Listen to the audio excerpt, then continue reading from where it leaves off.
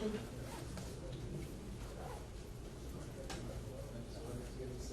they usually put it here?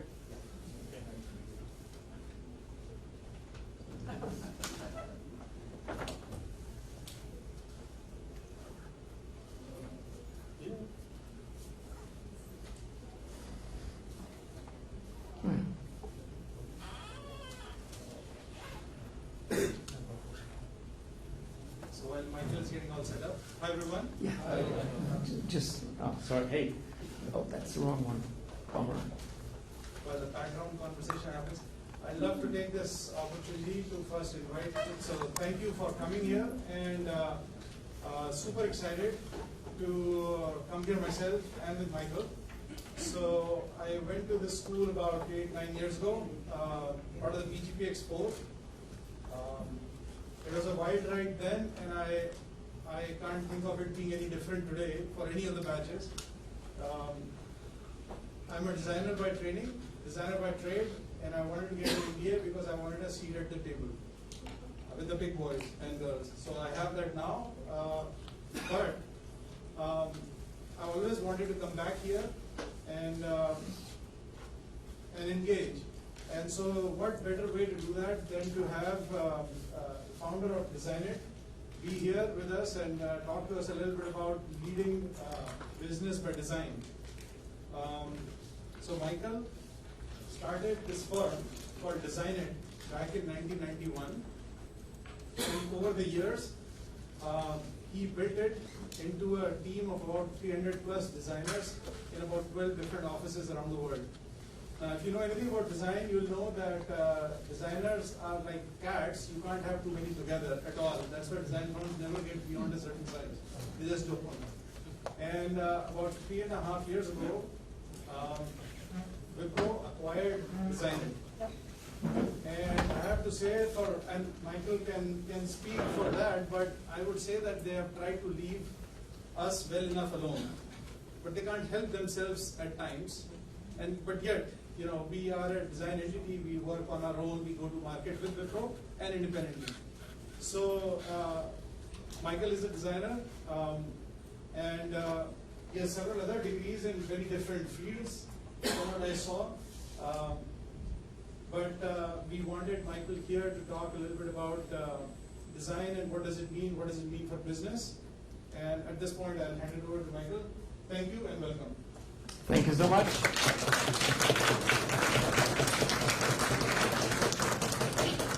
Thank you guys, and thanks for having me. It's really great to be here. It's a hell of a flight from Copenhagen, but I think it's worth it. So, and actually, Pierce and I, we discussed, how to approach this, because there's a lot of buzz going on right now with design thinking, strategic design, disruption, transformation, and what have you. And I guess we're all looking for answers, and we all have different answers to this, right? So, actually, it's 2 hours worth of content, and we're squeezing it down to 50 minutes. I hope you guys are okay with this. Meaning that the cases that I'm going to present you, I will skip through quite quickly, and we can always, get back to it, and you can ask, deeper questions if you want. Is that okay? All right. So, why don't we just dive into it? So, the story of Designit is a very classic design firm story. Two friends out of design school, myself and another guy, couldn't find a job. So that's the not so cool part of it, but there was a lot of unemployment, and we decided, why don't we just do it on our own? We're going to set up a business. And setting up a design shop, it's pretty easy. You need a laptop. We didn't have that back then, but you need just small stuff, and then you're actually good to go. Not a lot of capital investment other than what's up here, and friendship and culture. But I also just want to say before we go deeper into this, when I say design, the term design, to me that includes it's the broader context of design. It's not isolated just to one thing, and it's not engineering design and so on, but call it strategic design. It's just such a long word. So design is the process of making new things, improving things, rethinking, reimagining things, basically. But as a classic design firm, we started out doing beautiful products, which was a nice period of time. You could go home to your mom and dad and say, this is what we do. We design things. Whereas nowadays, it's gotten so much more complicated. But I remember, with this one for Bang & Olufsen, a very, famous audio brand that was almost like disrupted, a couple of years ago. We got so stoked on this like huge display that we had to play on, doing all the UI and the interface design, because a phone is not just like lifting up the handset and dialing. It's also thinking of how it works, not only how it looks. And there's a lot of detail you got to put into this. Not only like, thought leadership work in the beginning, but later on crafting the thing so it really, becomes great as a life companion almost. The day we put that on the market with Bang & Olufsen, the whole ISDN phone wave was kind of gone. So that went straight from the drawing board straight into the museum or the graveyard of great products that never really made it. So we were proud of it though. Spent more time on insulin pens, you could say, for 100 million people, a very, very important product. Definitely so. I think we learned a lot from working with mission critical industries like pharmaceutical, regulated industries like fintech that we're going to come back to, banking and what have you.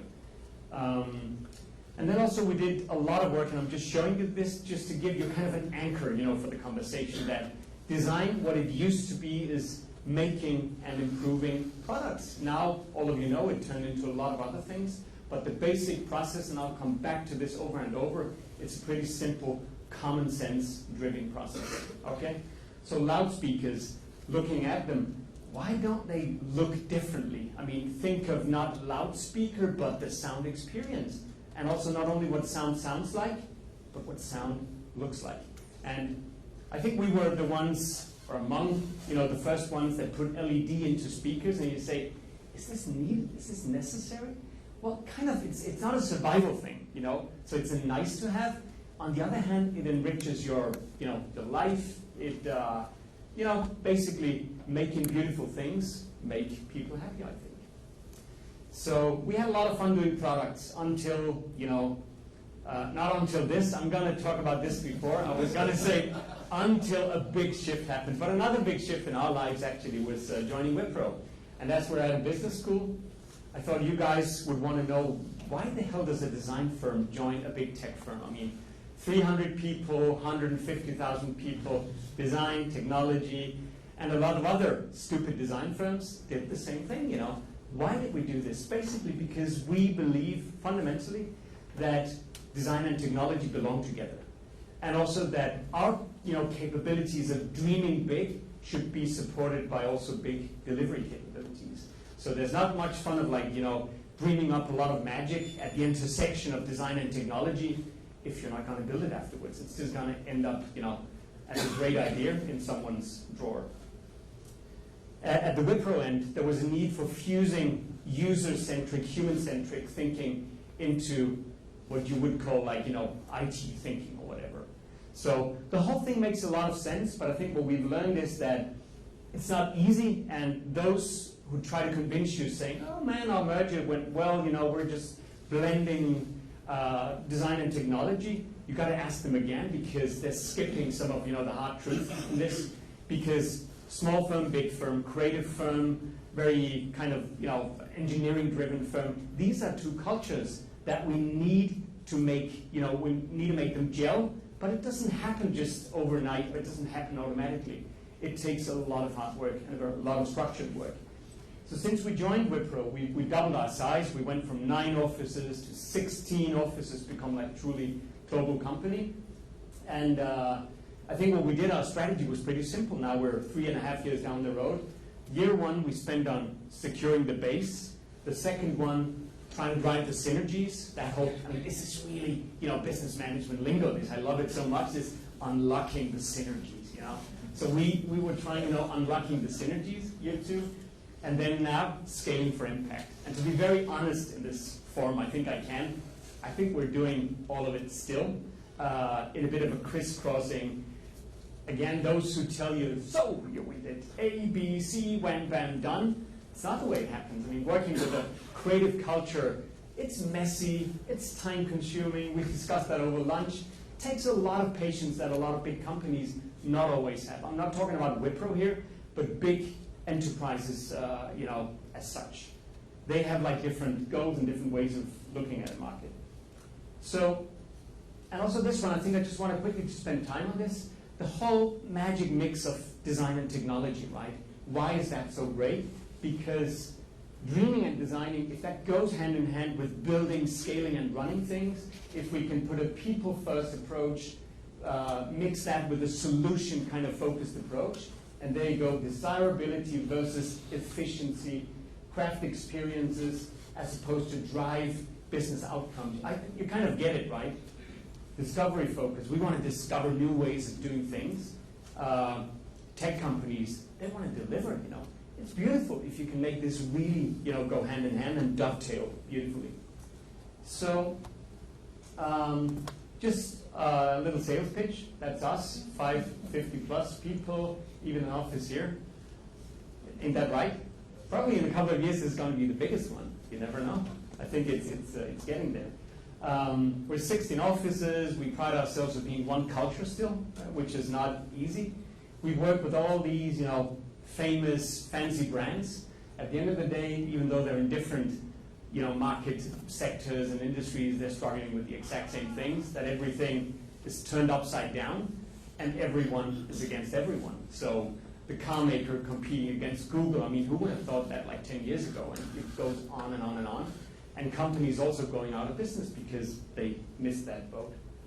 So this is what I just thought I wanted to share that with you, what a design firm's portfolio looks like, because we had an interesting conversation over lunch on, so when consulting firms say they deliver design, funnily enough, their decks are totally different. They look so different.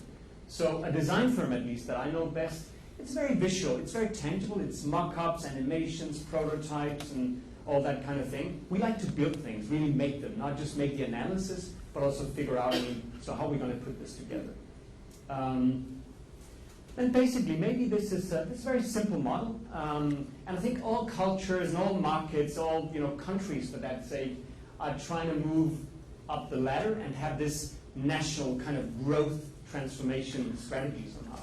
And definitely, 20 years ago, there was a lot of companies saying, design, what the heck, why should we be spending on this? Maybe here in India, I guess, there's still some, businesses, even big ones, small, medium-sized ones that would say, I don't believe in design. But in our worldview, this is gone, and at least everybody has moved up, to the next step, which is styling. So making things look great, making them beautiful, whether that be packaging or apps or whatever, but acknowledging the fact that ugly stuff does not sell, complicated stuff, there's no market for it anymore. So much better than that one, okay? But where you want to be, I guess, is really, up here where design becomes a process, a decision-making process, or even it becomes a strategy.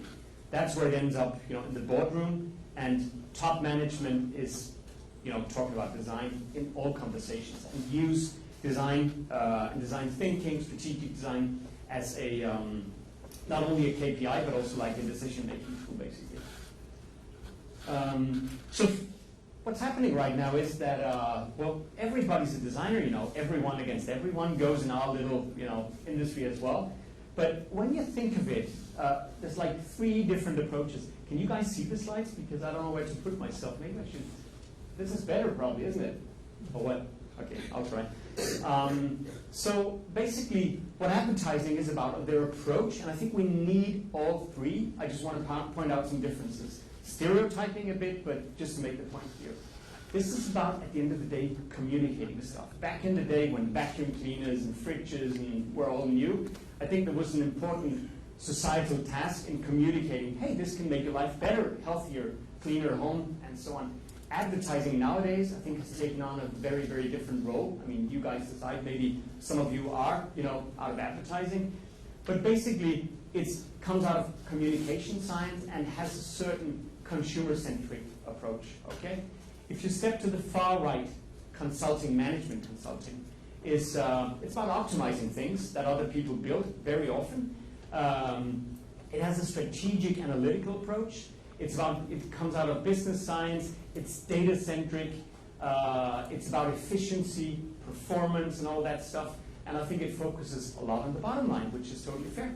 So here in the middle, the designers and the design wannabes, we're the ones who get to invent and reimagine and make all the new fun things. That's the way I look at it, at least. Our approach is human-centric or user-centric. We focus on desirability and experience, and at the end of the day, I would say what we focus on is a holistic value. We do appreciate driving new revenue. We think that's what we should be doing. Something that brings beauty to the bottom line as well, and but also fundamentally value creation for human beings and societies and countries all over the world. We think design is probably the one discipline that really, puts this at the center. So I don't want to sound like some saint here, that we're, the ones that are saving the world. We're not. But I think, and the reason why design has become so popular is that it represents a totally different belief system.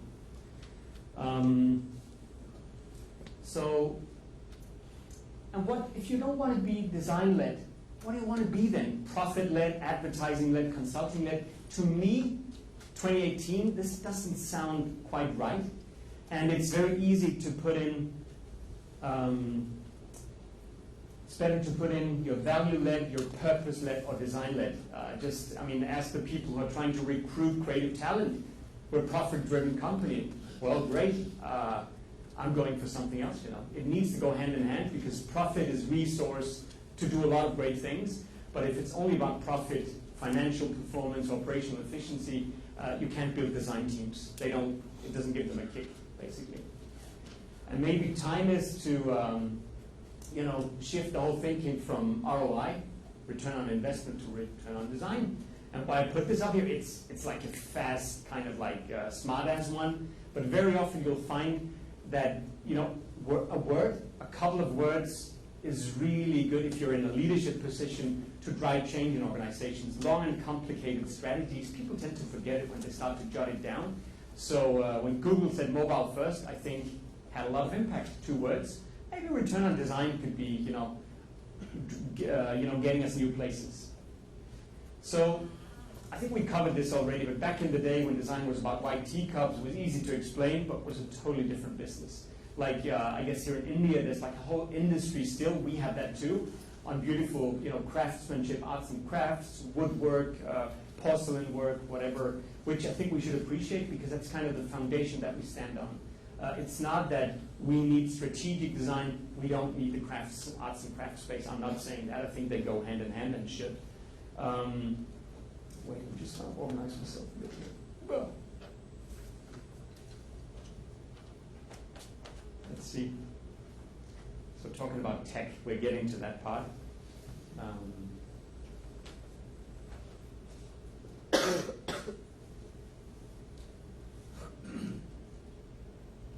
It's kind of fun when you think of it. A lot of good people have put a lot of effort into developing these systems like screens, connectors, and what have you.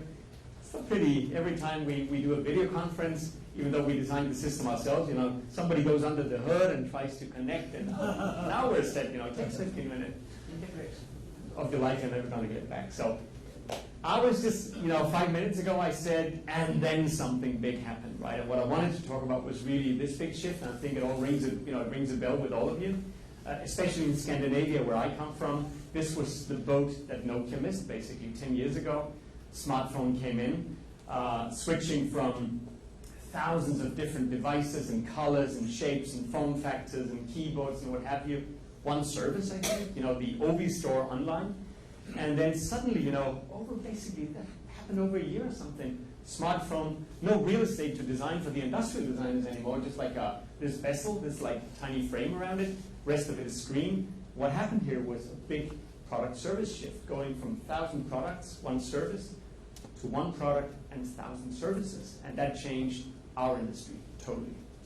And that's where we went from being an industrial design firm to a more broader and more UX digital-based strategic design firm.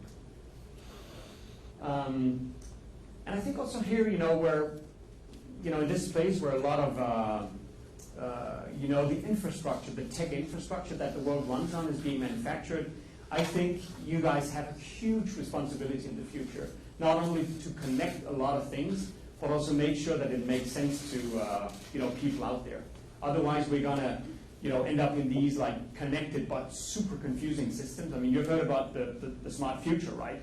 Yeah, somebody promised us that, and I still haven't seen it. I haven't even seen like a smart TV yet, because it takes a lot of figuring out and pressing a lot of buttons, Even Siri, I can't, develop that friendship that I want to develop. So I think design is probably one of the best, ways of fixing this. And I also want to tell you that, so very often, especially these days, UX is super hot. I guess UX, everybody's talking about UX here as well. But usability, good old-fashioned usability, how things work, I think is super important. And also we don't want to, capture design just on a screen. Design goes far beyond the screen, into the physical space, and I think it covers everything in between, smart outdoor spaces, cars, classrooms, whatever, the physical dimension. I don't think you can talk about digital without saying physical at some point. If the Internet of Things is going to have things in it, smart trash cans and cars and chairs and what have you, I guess somebody needs to design and take care of these things, right? So, and this is about broadening one's mind. If somebody says, no, we need some great UX, maybe that's not the thing, UX is just another buzzword. So, design-driven problem solving. I just want to quickly give you some examples of what kind of problem statements our clients come with. It's not a phone anymore as such, but it could be a small cab company being squeezed by Uber in a market. We help them figure out how to fight this, not in the courtroom, but in the marketplace. And the interesting thing here is that I would be lying if I would be saying that, hey, we invented something that's cooler than Uber, it's much better. I think we got a lot of inspiration from Uber, just like Uber got a lot of inspiration from a taxi industry that did not work. So sometimes design means that you got to cut a corner somewhere and not like reinvent the wheel or the deep plate because it's already there. And that's also like a new world order. Somebody said to me once, I'm not going to mention name or origin or anything, but said, no, it's not copyright, it's the right to copy. That's what the future is from. And so I kind of we made that our mantra, at least in this case. So banks come to us saying, hey, young people don't know what a bank is. They don't think they need it. How can we do this? So we created a lot of these fintech startups. I'm going to show you some to engage young people in stuff that they basically don't care for. And it's hurting the big banks, saying that no, we can't use that tone of voice, or this is much too simple, the app, or listen, this is what young people want, or even for the unbanked. There's a lot of people in the world that don't have banks and need banks in a totally different way. This is not like private banking or wealth management or investment, but basically providing with design great tools that empower people. This is from Latin America. How do you engage communities in a small town? Helping with healthcare, because the welfare system does not have the money to support it anymore. How can we bring back that old family feel? And that was from Oslo in Norway. I'm just going to go a bit quicker through this, okay? This one is fun. So the first assignment we had in Tokyo when we started up was for a big think tank, and they said, we have a problem. Like you in Denmark, we have an aging population, all the gray ones.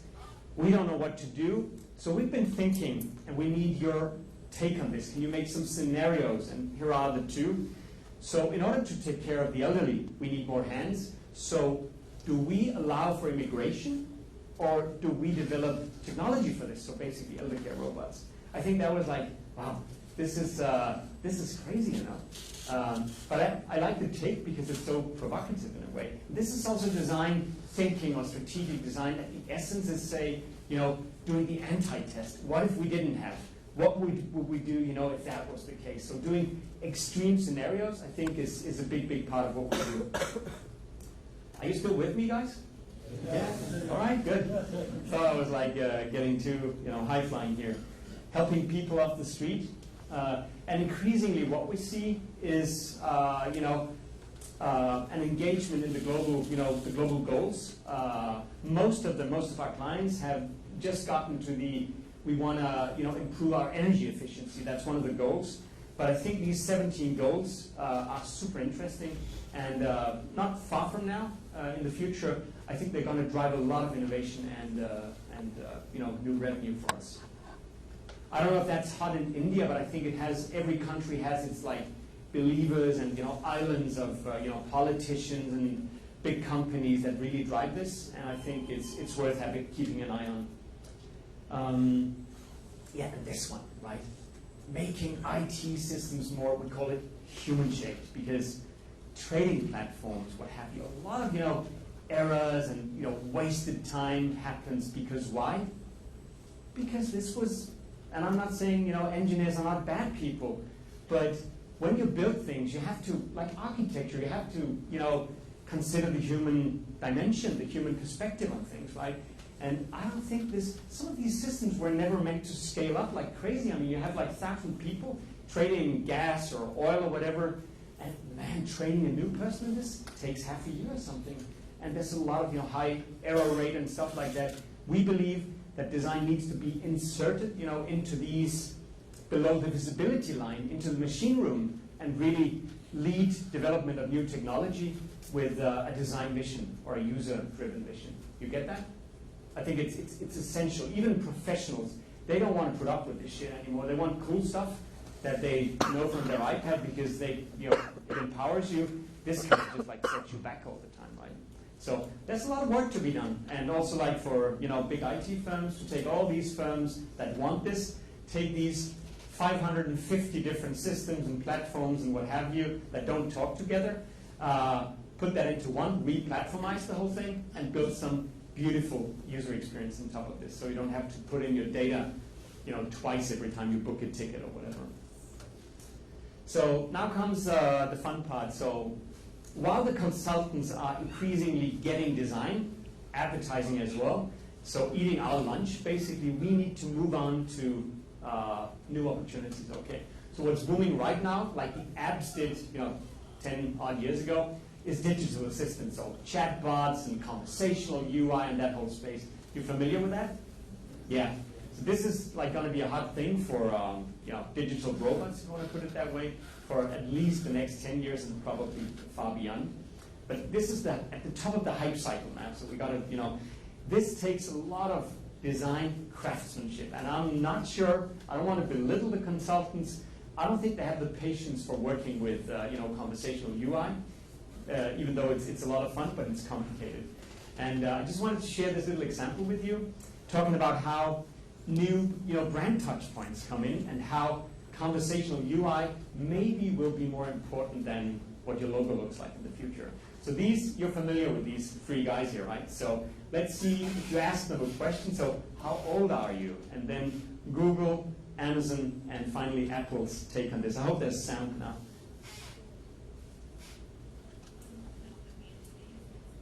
Not quite sure. But it says I'm old enough that the engineers trust me to use the internet, okay? It's kind of fun with the sound. We don't want to put it on now, but you hear, the tonality, the tone of voice, which is, you've tried in your car maybe, male, female speaker on your navigation system makes a big difference. And, one you like and the other one you're just like, let me get rid of that right away. So here, I'm 2 in human years, 14 in dog years, 25 in cat years. I think AI years are marked by nanoseconds, so that makes me like a skrillion. That's what Alexa says, okay? And then Siri, well, the humans have aged me, that's for sure. So somebody is designing this, guys. A team is designing this, going through a lot of iterations all the time, assisted by AI and what have you. But this is a design task. This is not a white teacup anymore.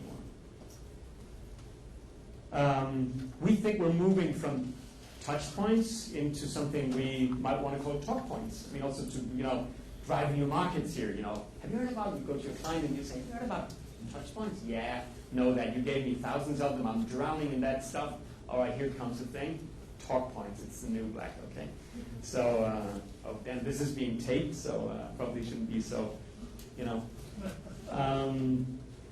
And then also what we're talking about increasingly is shifting from prototyping to proto-talking, which is quite a different process. I guess you've done your tons of Post-its, haven't you? Like on walls, brainstorming and stuff. Proto-talking is slightly different. It's more like, face-to-face, conversation-based, and then typing it in, coding a bit, and then see how the whole thing works. So here's the part that I think is really most important. Maybe you already get my point, but putting people at the center, we're not talking about this, okay? And we can all laugh at this, but every day, thousands of solutions are being manufactured that way, and it's better than the previous one, but it's still getting tangled up in a lot of complicated stuff that I guess the team that made this said, no, it works for me, it works for us, it's going to work out there. But what you want to do in a design process, which design is really good for, is keep all the mistakes in the process, not part of the end result. That makes a lot of sense, right? But there's a lot of stuff hitting the market and the streets that simply doesn't work, even smart products. Stuff like this, access systems. Don't you, every time you drive out of a parking lot, I'm afraid that this thing's going to hit me on the roof, on the head. So we design systems, solve one problem, create a new problem that we're going to solve with a sign or a better system and so on. Why don't we just, holistically speaking, fix everything? Think it through. It's cheaper, more efficient. Then this little thing here we discussed so much. The USB, the old one, right? Mm-hmm. How many of you guys turn it downside up when you try to put it in? You tried it, right? Raise of hands. Yeah, that's a lot. So even though we shouldn't be criticizing it too much because it was, cost was a huge factor when that genius thing was developed. And back then, you plugged, you left it plugged. Today we unplug all the time, meaning that this really doesn't work. It's still the story. If that were to, if that had a global usability rating, if you had like an energy efficiency index, but you had a usability index, I think this would really, rank down here, like horror show or close to. USB-C is so much better. But imagine you would put that on all the products or IT solution systems you put on the market like this. I never know where to put in my card, my ticket. This is from a parking space. And I'm pretty sure the company that launched this said, hey, we use designers. We made some really cool design. Well, right, it's just like, pin code. Oh, it's over here. You put it in, ticket, card. It's so complicated. What happens? It creates a long line, and it's an experience.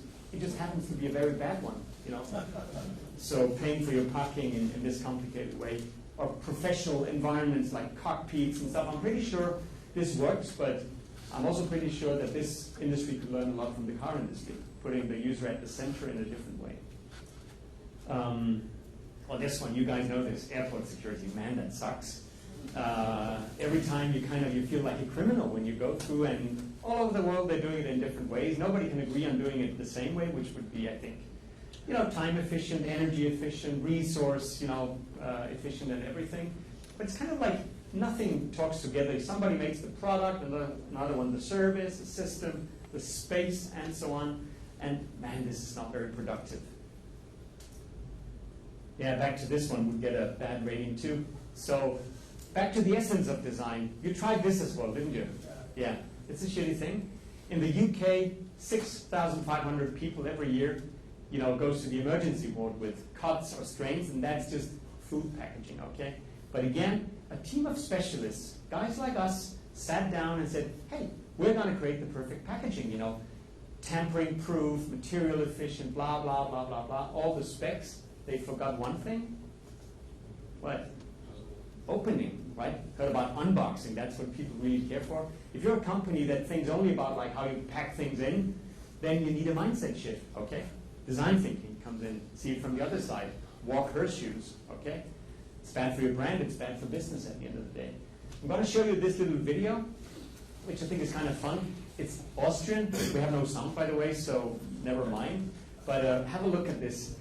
Disrupting the milk bottle. Here you go. So TV studio, we're going to get rid of all these milk bottles. It's not a contemporary solution anymore, so we created this amazing milk carton.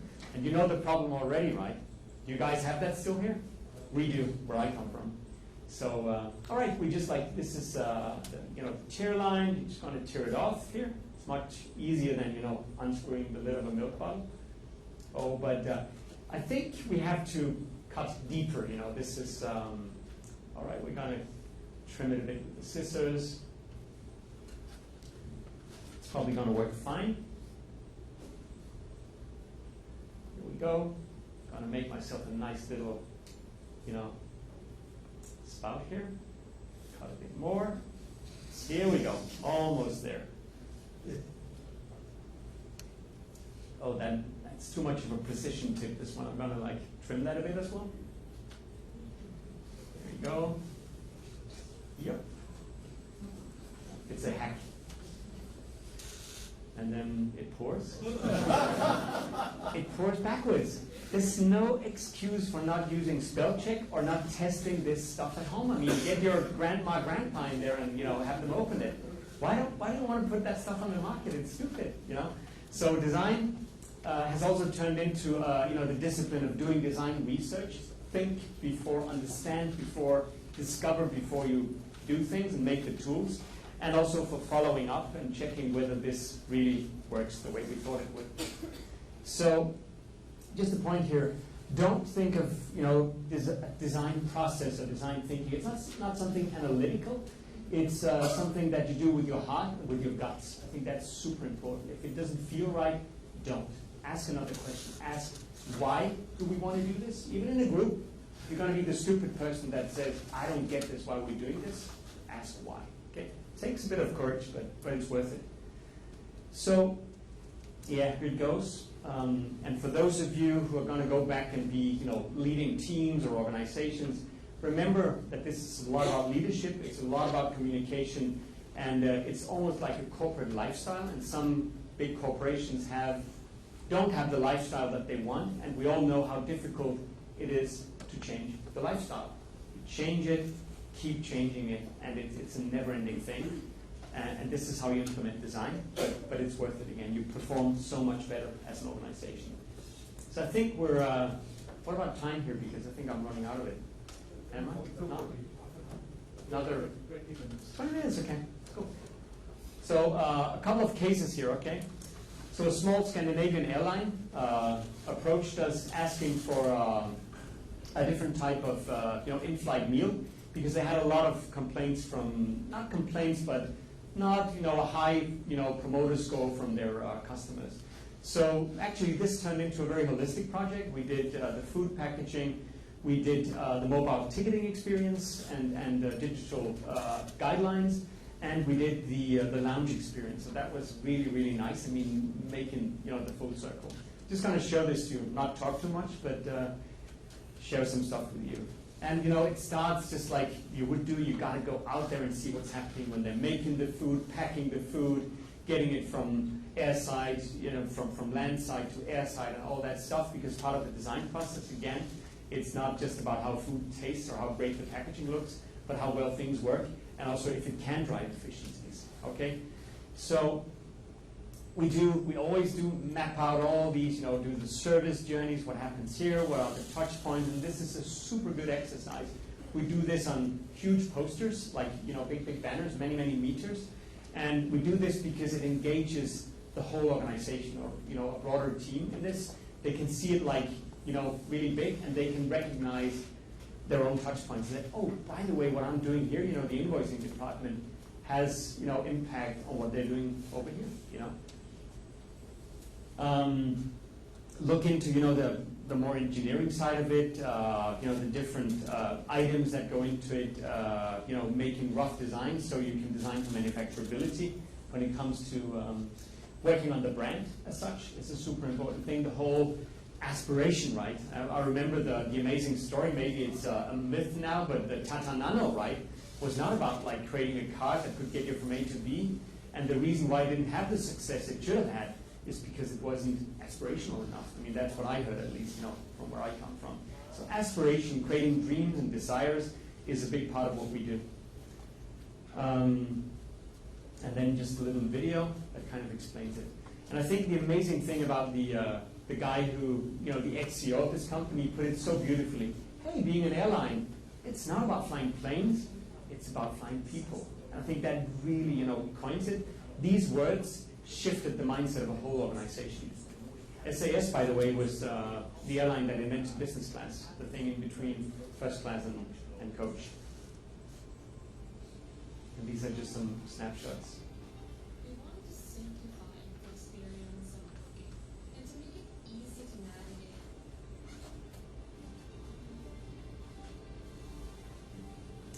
3 different touch points, but together they create the experience. The physical space with technology inside is there as well. You can go in there and it'll feel like an extension of your own life.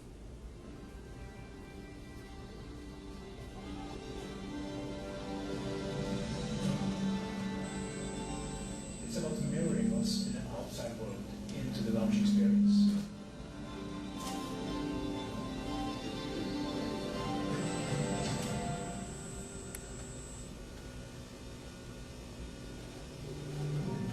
Makes a lot of sense, right? Doesn't it? Not planes, but people. I think you can do that. You can do that.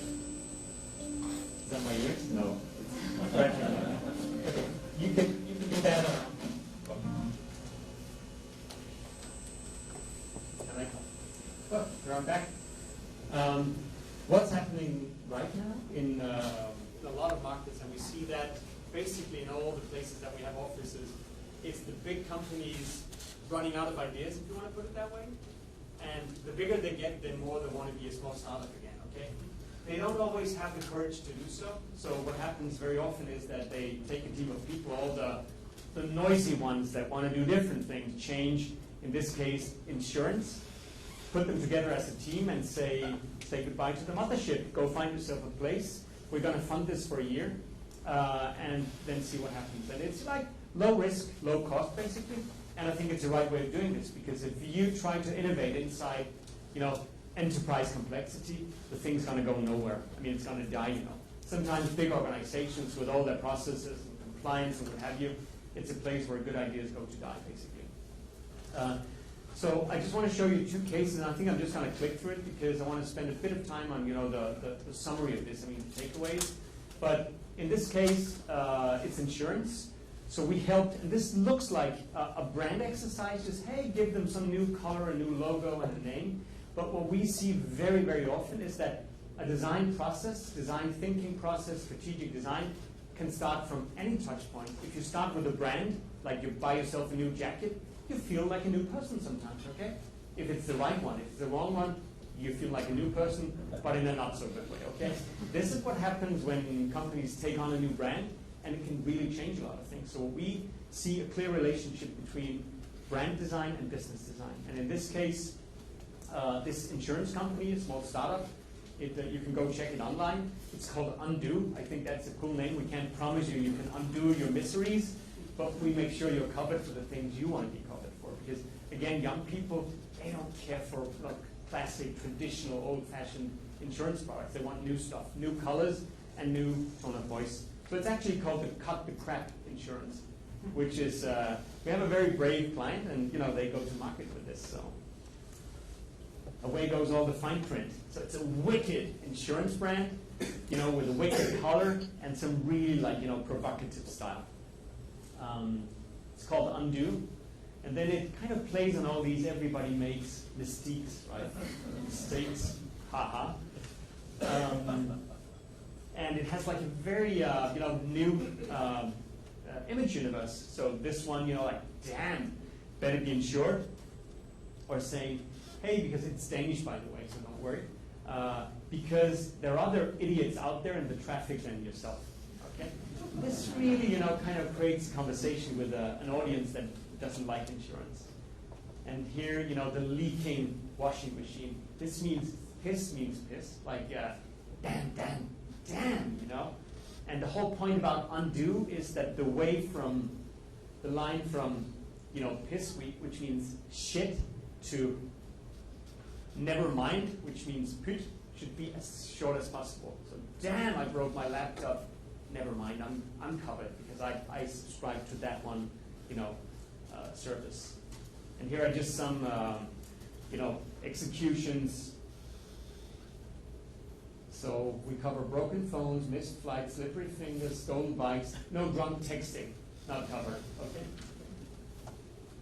Merch, swag, fortune cookies, your bike's probably going to be stolen today.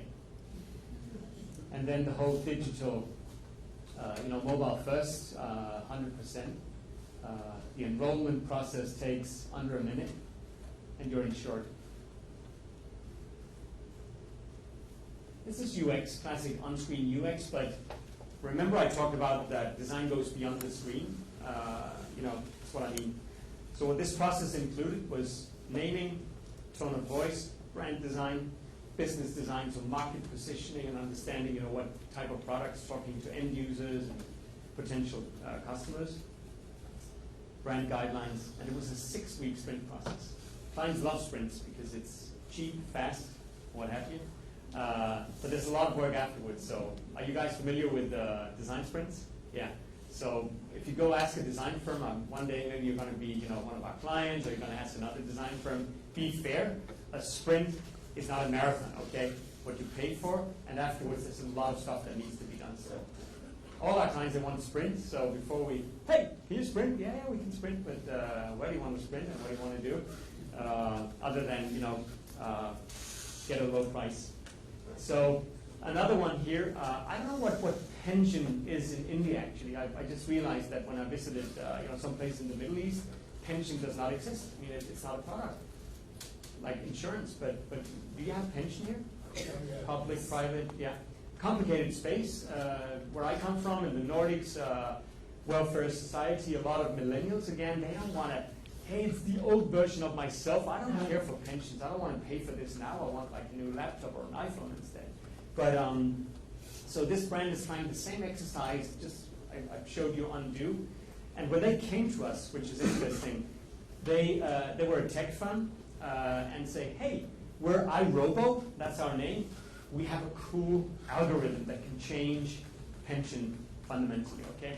They said, iRobo, that doesn't really resonate in the market. It's not a place where I would go buy my, my pension products. So they said, you might be right. So we went through the same process, naming, branding, business design, and came up with this name, which has worked really well. So the whole narrative, instead of saying, hey, iRobo, it's kind of like it's childhood, adulthood, parenthood, and then the best part of life is grand, where things are grand, okay? So you can say that's brand bullshit. Well, part of it might be, but it works, and people nobody wants complicated stuff that doesn't appeal to you. It doesn't have a market anymore. It's very, very simple. So going back to design, being only about transformation, it's not true. It's about beautification as well. Here are some of the, the design executions. I'm just gonna. That takes a very kind of, hands-on craftsmanship, savvy design team. This is execution. So big thinking. Now comes big execution. Okay. Infographics, better ways of showing data, nice, mobile experience as well. So you check your stuff on the train once a week and not like every second year. And again, creating a design system with which the in-house design team can make unbrand deliverables, which is another point. Now you've got your new brand, and then somebody messes it up, right? You don't have the brand police. So the news here is that it's not made by insurance people. This is made by other folks, design teams. There was a lawyer and different people. So just wanted to share. So leading with design, this is the last part of it, and these are what I think some really good takeaways, is that when you come back home, and now you've got the black belt in design thinking, strategic design, whatever, it's about like putting on the wide angle, because if you keep, your tunnel vision on certain KPIs and so on, and you want to apply design thinking to that, you can do this. Design can fix small inefficiencies and stuff, but you want to open up and really look at the world in a different way. Because like driving in a car, right now a lot of companies have a foggy windscreen, they don't know what's on the side, they stay in the middle of the road because they're afraid of the competition, and we know competition is going to be there. So you better, open up and see who's right next to you, and then compete or even cannibalize yourself. I think that's one of the points that our clients keep coming back with, that if we don't do it, somebody else will, disrupt us, which is true. So a shift from consumer-centric to human-centric, I think this is what we're facing in, across industries, even heavy regulated sectors, heavy industry, energy, what have you. You want to put the human being at the center. At the end of the day, he's the one. We're the ones who pay the bills. Essence before presence. It's okay to do one first, then the other, but you want to have both. I mean, you want to have a great core of newness, of innovation, and then you want to wrap it. I know I'm like, this is like totally simplifying things, but things need to make sense and they need to look great. That's what we're trying to say here. Essence and presence. And maybe you can use some of these, as conversation starters, because design is also about like having conversations. We had a laugh about this over lunch. Design is, a lot of talk and words, not a lot of delivery, But sometimes if you want to change things, it takes more conversations, different conversations, okay? Longer meetings and shit. And then inspire with words, I think is super important. Whoever, I want to meet that someone who put fin and tech together, because that fundamentally changed, the banking industry and the way banking is being done. And you can think of this in your own respective industries. I mean, if you're in education, edutech, pension tech, pentech, insurtech, proptech, new tech, whatever that might be for you, I think is interesting. Even the real estate companies and the developers are talking about proptech now. And it's a totally different conversation, which is a design conversation. That's what I like about it. So one of our best clients who created this over 2 years, an amazing new bank inside a big bank that was very old-fashioned, and she decided not just to squeeze the big bank into like a mobile application, but she wanted to do, the CEO wanted to do everything from scratch. So a journalist asked her, so what was your strategy? I don't know. She's Israeli, by the way, so they have a very tactical approach to things. I just keep going till somebody pulls me back. And I think that's also what you guys need to do when you go back home, because everybody, even the higher ups, they want progress, but they don't want change, They want to run the company, not change it, God damn it. And this, I guess, you came here to change, didn't you? That's why you're spending time on this, I guess. So remember, sometimes just keep going. She said sometimes it felt like an elastic, so she went like far down the road, and then suddenly, the pull back was pretty strong, and she was all back, to square one. But I like the approach. Yeah, beauty and aesthetics, functional, requirements. I really think so. And then this one, I kind of, stumbled upon this the other day, and I like it. And when people argue that design is an expensive kind of gift wrapping, but if you think good design is expensive, look at the cost of bad design. That milk carton wasn't cheap. Go back home, do it over again, and so on. Do you know what that is? This is something that we use a lot. I think when Piyush is telling me that we do a lot of amazing things, I would say our clients are at least half of it. Would you agree? Absolutely. Because the whole new approach to, the only thing we can solve problems is in partnerships and getting different skill sets and capabilities together. And that's why design also has become such a mixed up affair, because our clients want to be part of this. They want to be part of the action. Why? Because they want to learn from it. Why do we want them in? Because they know a lot about their markets, a lot about technology, a lot about their customers as well. And the magic is in that mix. So inviting suppliers, clients, and a lot of different perspectives into the design conversation, I think is crucial. Clients, by the way, like the word client talent, because nobody ever told them that they had design talent, but I think they have actually. So, and here guys, never forget this one. If somebody says, so you can't figure out how to change the setting on your phone, I say, hey, you're doing it wrong, let me show you how. Gonna stop you right there. If you need to explain, it's probably not design, at least in our definition, okay? So a lot of explanation, thick user manuals online and hotlines and stuff, get rid of it, make it right the first time. That's I know it's utopia, but we can get pretty close. Yeah, oh, sorry about that. This one, I think it's true also here, that suddenly, from being like the outsider, design is now has a seat at the table, in the classroom, even in public schools, and in the boardroom. I hope one day, we get like a minister of design or something. That would be super cool. Every city should have like a mayor of user experience. Imagine what cities we would be living in. Livable, nice cities that are efficient, and that our kids love to grow up in.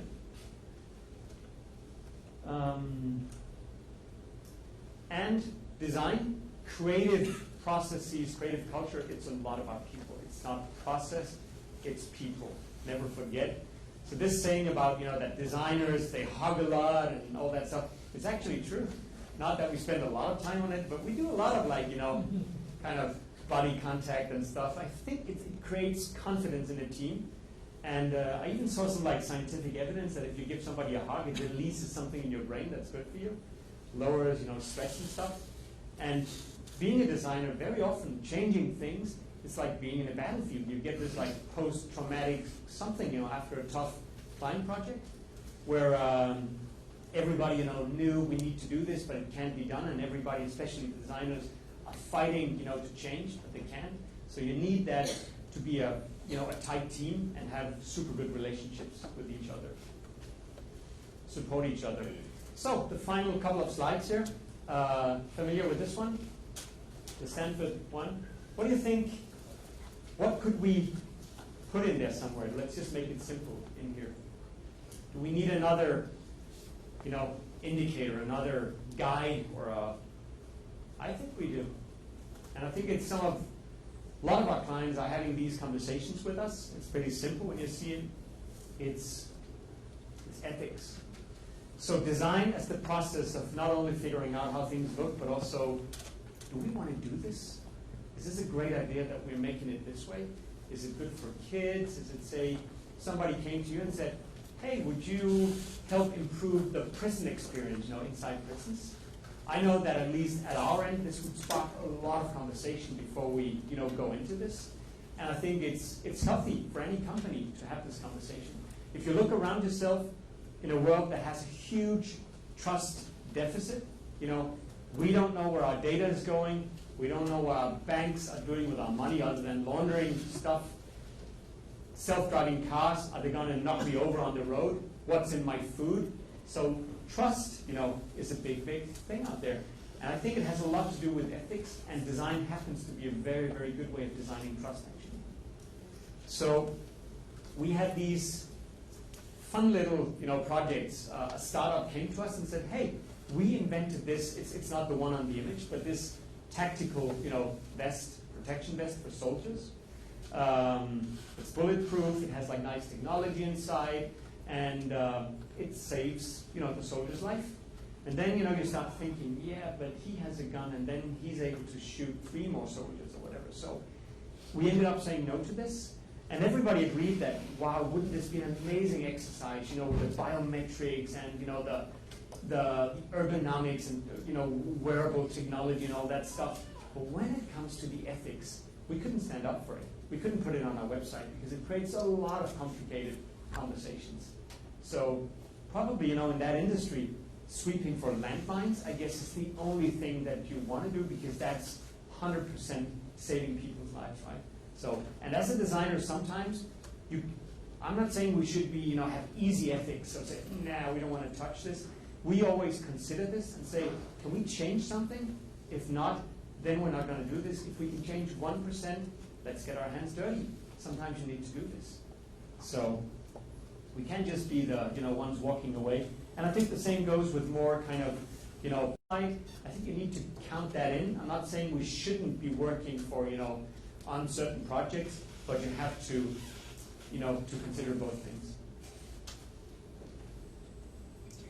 Yeah. Have you seen this one, the Juice Zero? The juice maker?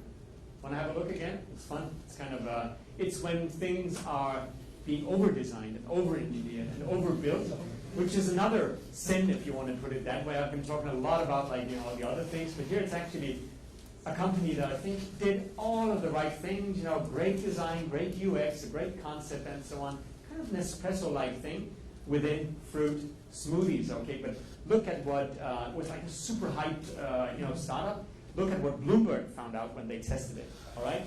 You never want to be caught in this.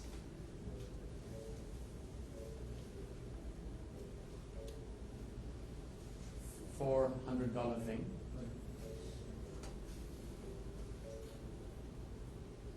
It's beautiful. subscription model. You buy this stuff like, you know, an espresso capsule.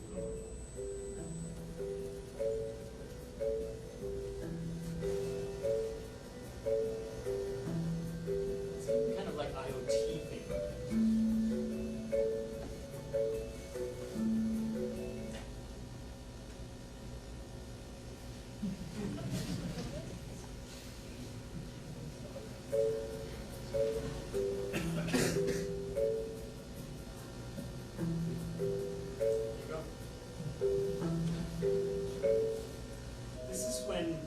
Design, you know, when design goes totally over the top, and you know, things get over designed. Okay? And I think, you know, the times we're living in, you can't put this stuff on the market because at some point, you know, I'm not saying idiot, but somebody nosy body will find out and put it online, right? And that's why it's so hard to, you know, do stupid stuff anymore. So this is the final slide, and I think it's a friend of mine who passed away a couple of years ago, but I think he said something that's very true about design, and I want you guys to maybe take this one with you home. And whenever you need a good definition, this one is really, really great. He calls design as the human capacity to shape and make our environment in ways that satisfy needs and give meaning to our lives. And I think it's true, and I think if it gives meaning to our lives, it gives a lot of meaning to the bottom lines as well. So this is kind of our, you know, little philosophy thing. So that was it. Hope you enjoyed it.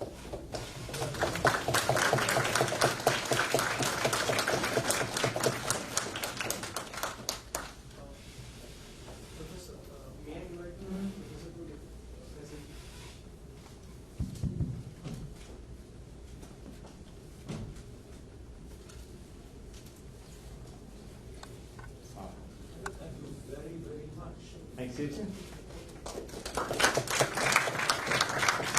Thank you so much.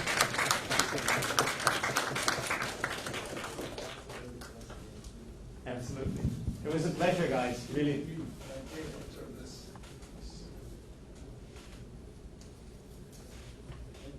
It's for our trophy shelf, right?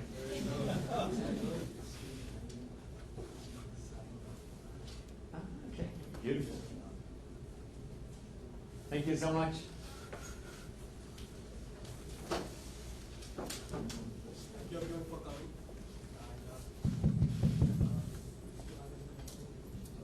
Absolutely. I mean, I don't have like a hard stop, so. Does anyone have any questions?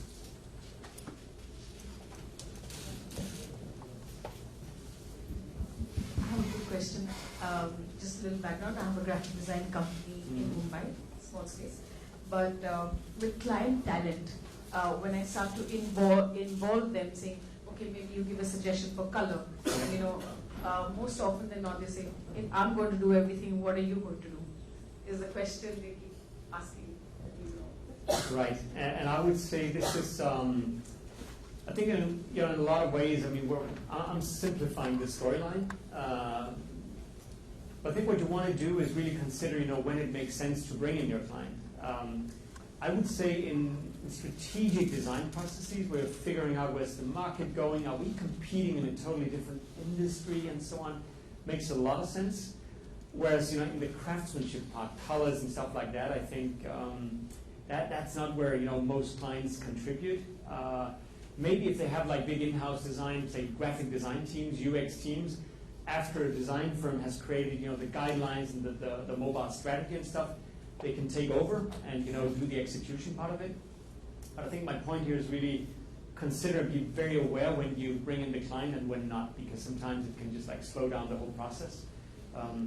And made me think of one thing. It's kind of funny, right, that the world of business adopted design thinking. Maybe it's time for the design industry to adopt business thinking. Maybe we already did. We just didn't give it a name yet. So, thanks.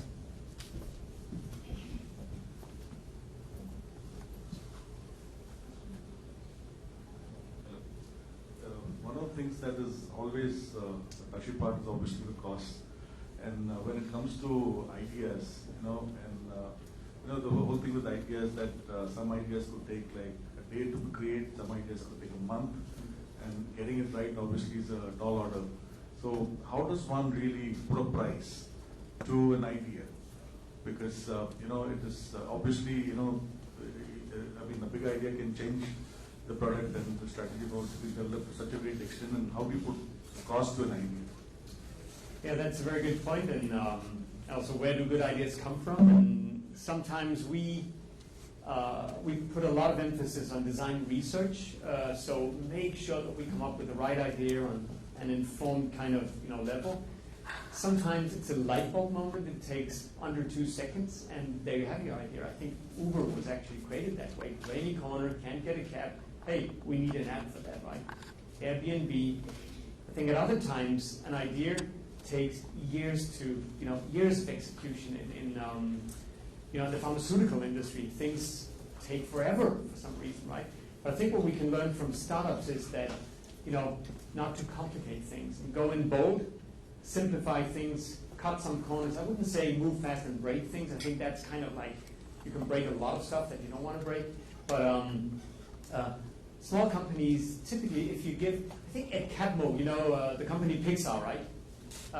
He's like a very wise guy, a computer scientist. He said, so you can take a great idea and give it to a not so good team, and they will mess the great idea up.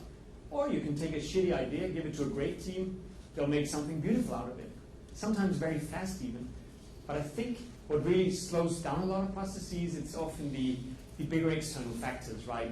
Market forces, compliance, approvals, development of new technology, and then also risk unwillingness. I'm not quite sure we should do this. If the board doesn't really want to go for it, and the group of directors, and R&D is kind of like, then things slow down.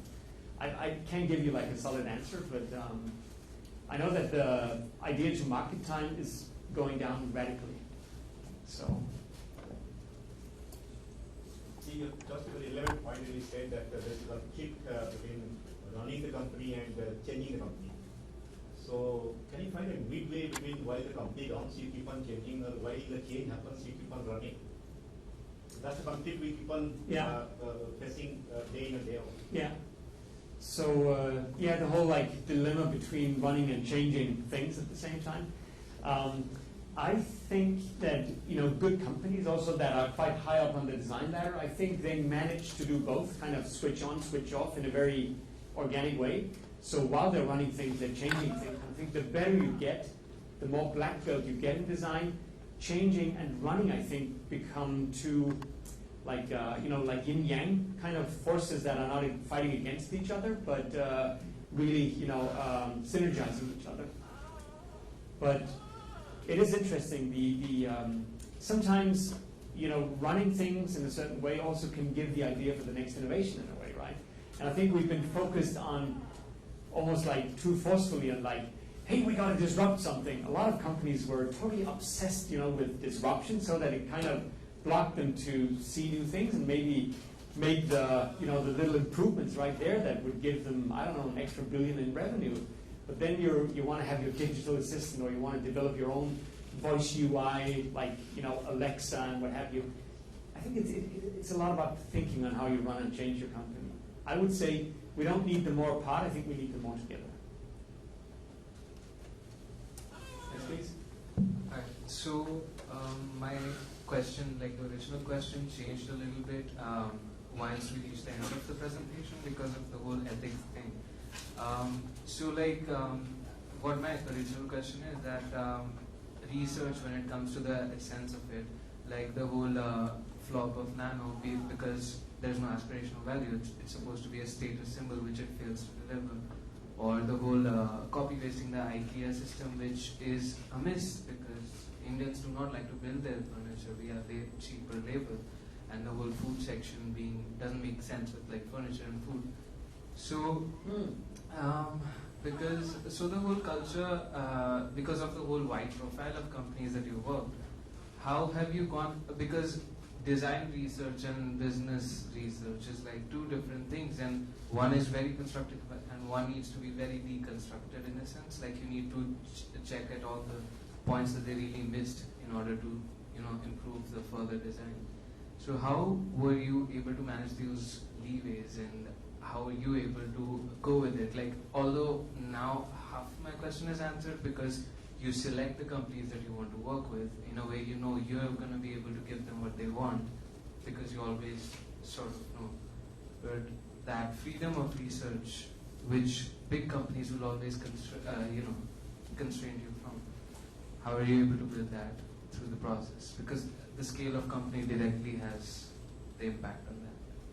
So in other words, add-on to that question that you talked about ROI and ROD. You Yeah. come from Europe and you're part of a larger heavy company. Yeah, How's that's right now? but that's a good way of putting it, and I totally understand your your intro. So the question is a bit harder. I think you mentioned IKEA, right? For example, yeah. Huh? Do it yourself. Yeah, exactly. So the DIY, I think there's a market for DIY even in this market, but maybe it needs to be changed. So IKEA, even though they're master on being like super on-brand, more than McDonald's actually, right? So what you see is what you get everywhere. So in Japan, here, but there are certain microservices in terms of delivery services or assembly services. And I think this will probably spark, a whole industry around this industry that's, furniture assembly. I mean, it's already happening. And at a certain point, IKEA, I guess, wants to go into this and have a closer look. And also like the whole, which is also like a strong culture here, replace, repair, repurpose, and all that thing. I mean, who said that we're going to trash our furniture? Why can't we repurpose it? The pre-owned thinking that the car manufacturers have successfully, been developing. Why couldn't we do that with nice furniture? That's not like totally trash. So I don't feel like I'm spot on your question actually. But what was it again? Just short. Freedom of, let's say, research that you have, because research Okay. is very subjective to every company. Yeah. So honestly, all the stuff that I show you up here, I mean, half of it hits the market in a totally. I'm showing you the nice version. Sometimes it ends up being a little kind of component of something bigger. At other times, as a designer, client listens to your your design research, all the conclusions, builds it, puts it on the market. This is beautiful. It takes a couple of years typically. Within digital, maybe under a year. But very often it's always a trade-off, and sometimes a project stops, even though the research was great, but we can't implement it, we can't deliver on it, we don't have the customers for it, or we don't have the investments. And then after 3 years, a new project manager finds this project and says, hey, this new car wash service was kind of cool. We think the market is ready for it now. So it's, again, 1,000 different answers, and I think that's the beauty and the complexity of design, that inventing new things, it's always a mess. It's always a mess. It's fun, but... I have a question. Sure. Oh, sorry.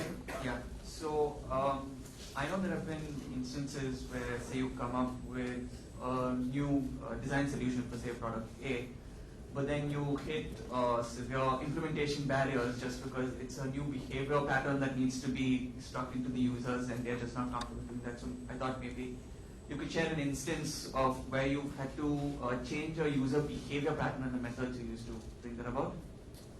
Yeah, I can think of several, and I think changing user behavior with something that's not desirable is probably the hardest thing you can do and the baddest investment you can do, right? On the other hand, if you bring something out in the market that really works, let's just take a simple example, the iPhone, the smartphone.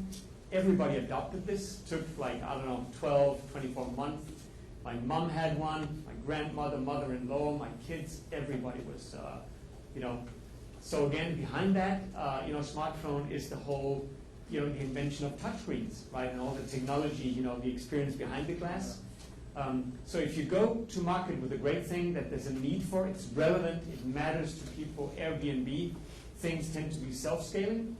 And if you just, blaze ahead with your idea and not listening to, feedback saying, I don't get this, I don't want this, you're going to end up in a very bad place and it's never going to be adopted.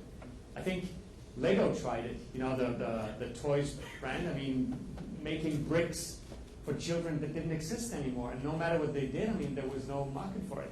Suddenly, they hit the right thing.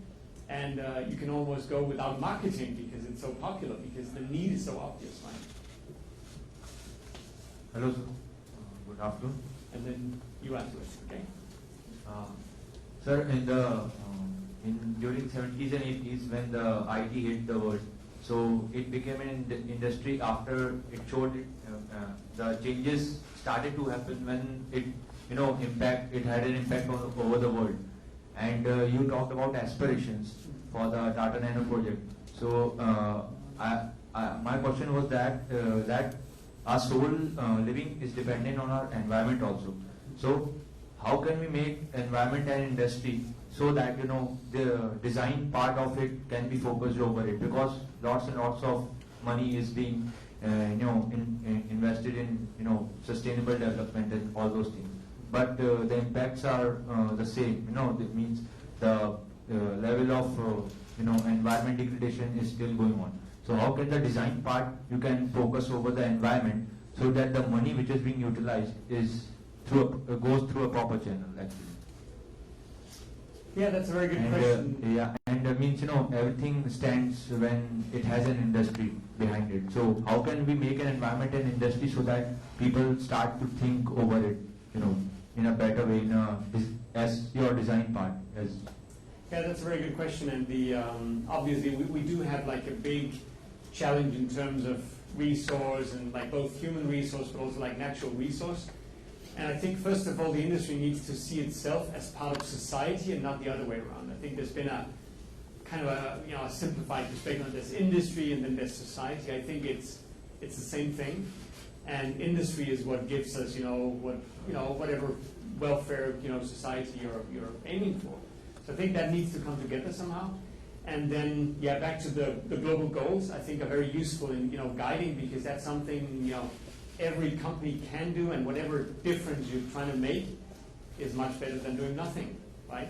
But I think it's a mindset shift, going back to the ethics, that a lot of big companies, and I think right now maybe, Facebook, some of the big banks are really, in deep trouble because they behaved in a way that is not good for us. It's, not good for taxpayers, not good for anyone. So I think the world is up for a big redesign, and most, the tool, I think, is called ethics and accountability and all that. So, sorry, you. So my question is, you talk about trust and ethics, and then you said that design can play a big role in the trust factor of it. So the thing is, when you're designing intangibles, how do you show the value of those intangibles which you're designing to the business world? Basically, how do you quantify the qualitative? Oh yeah, so quantifying the qualitative, that's not an easy one either, because that's why when you talk about design efficiency and return on investment, return on design, it's so complicated because it's a totally different elastic metric set. But I think everybody agrees that some companies have been super successful with investing in design, and even though so that it shows in the metrics. And I showed you some of them. Novo Nordisk, the diabetes care company, have been design driven since its conception, basically, right? We've been part of that journey, and I think design was not the magic trick or the fairy dust or whatever, but it played a big role in this. IKEA, Apple, car makers, what have you. I think that's all like results of using design in a very strategic way. But you're absolutely right, and I think again going back to the startups, a lot of startups say, I don't care about the metrics right now. I think there's a market for this. I'm going to go for this. And if it's going to fail on me like in 1 year, I'm going to pack up and go home and do something else or pivot, So you can spend a year on figuring out, the design efficiency and the return on investment. And again, it goes back to one of my points. It's also a belief system, inside an organization. Do we think it's worth it? Do we think great food is like a good thing? IKEA selling mattresses in China, if nobody values a good night's sleep, and you can translate it into better health, more successful living, and so on, then what? I mean, sometimes you're doing the right thing, but ending up in the wrong place. And I think design processes are also, characterized by they're very flexible, very adaptive. If it doesn't work, pivot, do something else. Don't do stupid things. If 7 out of 10 say I don't get it, well, there's a risk that consumers are not getting it. So. Last question. What would be your definition of strategic design and design strategy? What's the difference? The difference. Yeah, it's a bit like the design of business and the business of design. I think so. Design strategy is something simplifying here. It's a slide deck, 20 papers, a strategic paper somehow. Whereas strategic design is more, in the process space, a way of working. Whereas a design strategy is an outcome. It's a deliverable. Very simplified. Okay. So you can pay for getting a design strategy. Design process is something you have to, the strategic design is a process you have to learn. You can't fake it. So a lot of tech companies these days are working on digitally disruptive solutions and AI-based products. What I wanted to know is that since you're associated with Wipro, these kind of products or these kind of solutions, do they land on your table first for a design thinking kind of approach to it, then they go into delivery, or how does it happen there? So that is, how to basically, build things with AI and implement AI. Now that we're a design firm that can dream big, make the Siri that works or whatever, and a tech firm that, potentially could build everything, right? So I would say we're still in the very, early stages of that. It takes that, our clients really want to do this more than just, concepts and, thinking of it. And it also takes the tech firms, it takes Wipro and us, I guess, moving closer and really work on some projects, really invest in them, to kind of show the way. And I think one thing that I've learned where we succeed the most is if we focus on what I would call narrow AI. So not save the world with AI, a big omnipotent robot that can answer, all things you want, but on simple things that, simple processes, narrow processes where you can show that AI really works. That gives your clients much more appetite for doing bigger things. So in a sense, every project that Wipro is taking up these days, it first comes to you and you apply your design thinking. You go with that prototype to the client and then it goes into... Yes, that's the... so we're close to 600 people. Wipro is more than 100,000. So, but if you take the perfect, dream world, the right people from, the right teams from Wipro, the right client, and the right folks that design it, we will do that together, and we'll be at the very, the beginning of the design process. Absolutely.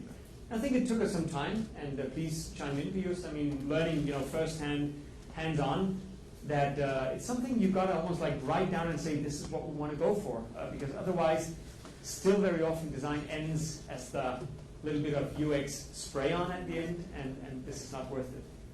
So I'll just add one thing. Not all projects qualify for that, because sometimes the ask is just not that very operational. We built an SAP system, that kind of thing. But what Michael is saying is that in an ideal situation, the right team would definitely include design competency as part of it, and it should. But we are at the beginning of that journey, right? So we have only been part of Wipro for 3 years. And like Michael said, it's 600 people today versus 170,000 people. So not all projects will qualify or work with that, but if we had enough competency, the right team would include design. I understand for corporation projects, maybe it's not the way to go, but I think this is what we'll see increasingly happen as time goes by. That absolutely is happening already. There's more and more projects that we do for clients that, not whisper, but scream that they need design support, design thinking, design process. Right. And clients are opening up big time on that. And there's a huge, just sort of groundswell of, we don't want only technology. And that alone will not solve it. It will solve for people, and then technology will help. Right. It sounds very good. You're first, then you. Narrate some insights from instances where could you please narrate some insights from instances wherein design thinking has been applied for organizational redesign? Organizational redesign. Yeah, so I would say most of what we do when it comes to organizational redesign, it's a huge topic because everybody wants a more creative organization, right? Most of it, I mean, when we're most successful is when we do that on the back of a project. So for a bank, for example, a new mobile app turns into realizing, oh, if we're going to run this, it's a business, it's a bank in itself. These 10 people grow to 20 people, 40 people, 80 people. That's the way we help great teams. So little banks inside the bank, training, all staff from marketing, social media, the programmers and everything. So we're not good at coming in like management consultants saying, hey, you need to fix this and that. Typically, we do that alongside with the project. So when we leave, so I showed you an image from Colombia. We made a neo-bank, a new bank, because that's the issue of trust there as well. So young people want different kinds of banks. Didn't fit into the mindset of the big mother bank. So we helped them over 3 years. It's a product called Haneki. We helped them over 3 years build this. And when we left, sad to say, we designed ourselves out, but the design team was 8 people. So it's a very good way of, in-housing design capabilities. You get a product in the market, and you get a design team. So it's a 2-in-1, and we probably should charge much more for that. We do a lot of organizational design. Actually, that's the yin-yang of process design. So as we see that processes alone don't make happy employees, and everybody rails against that. So we look at employee experience and then what turns into processes that support them. So the structures come after when you figure out what people need in order to do their jobs. So the process structure should support that as opposed to vice versa. We're seeing a lot of work in that space now. So that's another almost intangible outcome of design, but very tangible when it finally gets implemented or released. Yes. I guess it needs to be part of talent development strategy. It needs to be owned by someone. If you have an HR department that's more like supply chain, you're hiring hundreds of people, and you just need skills.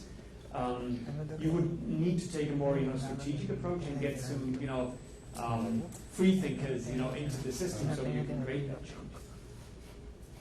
It needs to be owned by someone. Oh yeah, you had a question, and then I guess we're almost there. So for a country like India, there's a policy called Make in India. So can a policy level decision like Design in India, can it be done without having Make in India? Can we just skip a revolution and directly move on to design? So learning from a small country, I mean, you're 1.33 billion, right? I mean, we're 5 million people in Denmark.